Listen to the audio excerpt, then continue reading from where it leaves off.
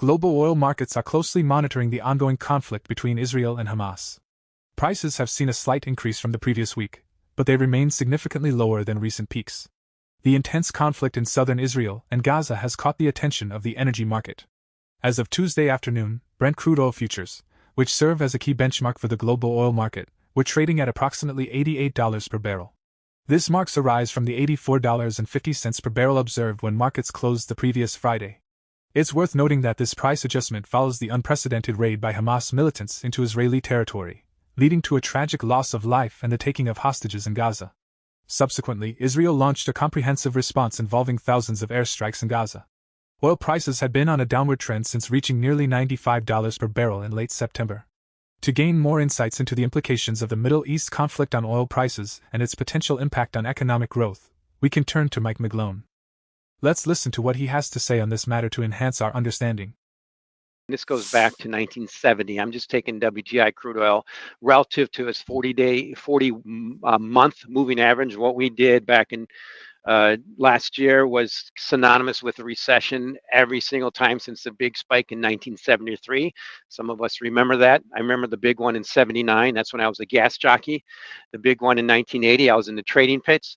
And almost every single time these spikes lead to recessions. Now this year we've had a bounce, but it's also part of my big picture that we're going to see more of what's happening in today's classic responses. Crude oil's up, not a lot. It put in a high about 95 just a few weeks ago. It's trading 86 or 85 now.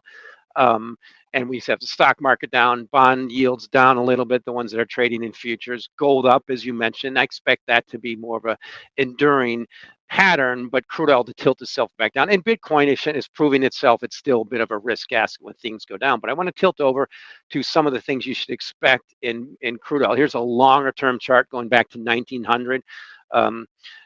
And it's been in a bear market since that peak in 2008. We've had this little bounce. And if for good reason, any type of red mark means recession, crude oil goes down a lot. And again, we're on our economics call this morning. And when you see events like this, it triggers, it adds a catalyst to recession. Remember 9/11. Remember Saddam Hussein's invasion of Kuwait. These things trigger. You need catalysts when you're already there. And when you get some fuel on the fire, that's what I think is happening today. So I want to just show you shorter term crude oil, what's happening. That's the macro big picture. So here's for traders. In the white, that's managed money net positions in crude oil. It just started to roll over. That's hedge funds. I mean, not just crude oil, all petroleum. So crude oil, Brent, and the distillates, all the ones that are really active, just started to roll over at a peak similar to November of last year. We're having a little bounce today, but this is a clear sign that managed money net positions are starting to sell out a little, but they're very extended. And you need more of those to come in, but it's very rare for them to buy at certain levels like this. They're already way overextended long.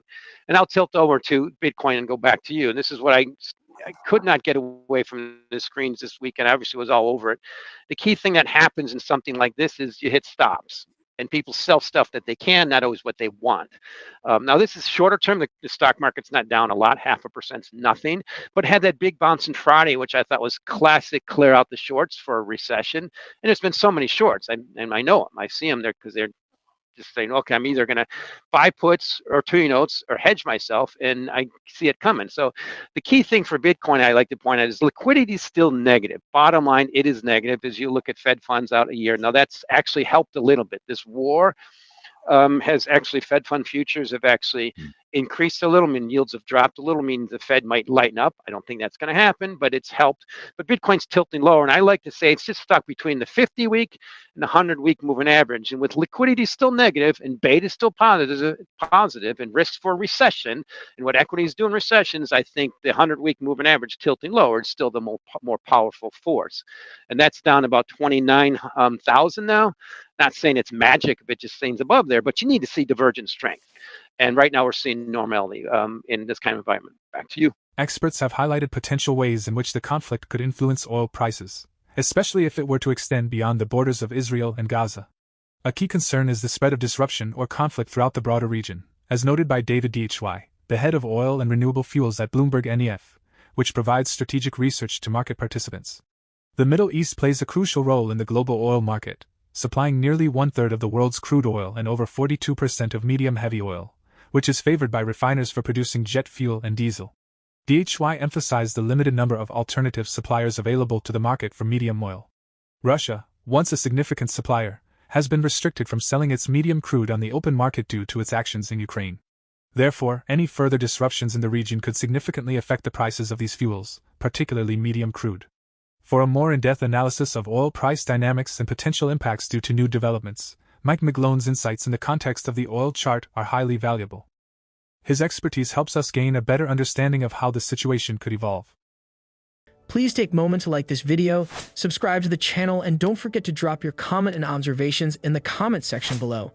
Thanks and enjoy the video. We have a problem of exports right now. Right now, we have an excess of 6 million barrels a day. And we use Iran. Iran's been able to add 1 million barrels a day. U.S. and Canada together, which includes ethanol and biofuels, we have 6 million barrels a day we have to export because we don't use that. That's how the world's changed from kids like us who grew up during I remember the 73, 74 crisis and the 79 wars and things. This is what's really changed. And this is why I point out it's negative for crude oil prices. It's wonderful for the U.S.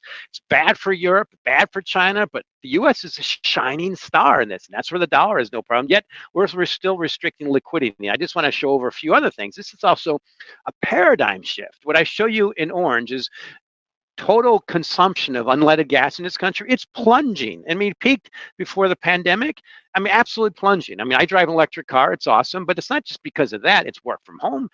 But this is total miles driven are going up. That's a paradigm shift in what's happening in the U.S. This technology taking over and making OPEC redundant and things like that. So also a thing I want to show you in terms of inflation and deflation. I still think we're heading towards severe deflation. Now, if oil spikes, great, maybe it goes to 100, but what's that going to do for the economy? The number one pressure for inflation, deflation is economic growth or contraction, and we're heading towards that. So I show you in white, that's just the Bloomberg Commodity Index. Every time it spikes from new highs, what I overlay was PPI collapses, and we've had a little bounce this year. It's still heading lower. It's starting to tick down for a good reason. The things we said, crude oil, dollar strength, it's unstoppable. And there's also a key thing just two more and I'm good. This key thing that's current bodies in motion is we have negative money supply. The number one thing in all markets is liquidity and money supply. It's negative. And why?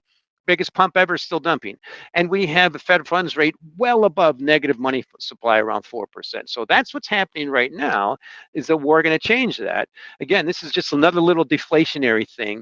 We've had this big pump, and the number one thing for deflation, I think, is when the stock market comes back to parity with GDP. I mean, it was the highest ever before the Fed started tightening. That's what I show you there. And CPI is just starting to roll over. You see hands? It's severe deflation. I'll end with this. Now, this is just going through a little bit of history here. This is the crude oil chart in 1973. What happened when that happened? That to all the other ones. It put in many lows here. I remember 79 was when I was pumping gas, and we had headlines. We had double the price. The war in the Gulf that put in a peak around 40 that lasted for 13 years or so. The low after that was around 10, and this peak we took in 08 is still heading lower unless we can have some kind of crisis that's just going to make it worse.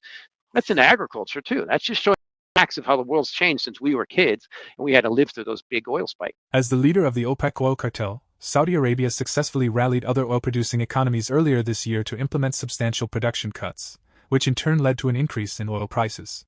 This has positioned major oil exporters, including Saudi Arabia and the United Arab Emirates, with a notable surplus capacity, estimated to be as much as 4 million barrels per day. If Iranian oil were to be removed from the market, these countries could potentially bridge the supply gap. The question remains whether they will take this step. Our perspective is that Saudi Arabia, in conjunction with OPEC, is likely to uphold this stance at least until the end of the year. Present oil prices align with their comfort zone. However, should prices surge due to disruptions or further limitations on Iranian oil, it might entice Saudi Arabia or Russia to consider increased production and greater supply to China, which is the largest buyer of Iranian crude. This, however, remains speculative. Another factor that could introduce disruptions to the oil market is the recent statement by Treasury Secretary Janet Yellen, indicating that the U.S. is poised to clamp down on the sale of Russian oil in defiance of international sanctions. The U.S. and its allies have imposed a price cap of $60 per barrel on Russian crude to curb Russia's capacity to fund the war in Ukraine. Russian oil, nonetheless, continues to enter the market at prices surpassing the cap, Yellen emphasized their intent to enforce the cap rigorously, which could significantly affect oil prices. If U.S. intervention leads to the removal of Russian oil from the market, this could further influence prices. These factors present a complex landscape, particularly as we navigate a recession and deflation, as previously highlighted by Mike McGlone. What do you believe is the most suitable course of action to address these challenges? We value your insights and encourage you to share your thoughts in the comments section below. For more Daily Dose Crypto news, check out these 2 awesome videos on your screen. Click now and we will see you on the next video.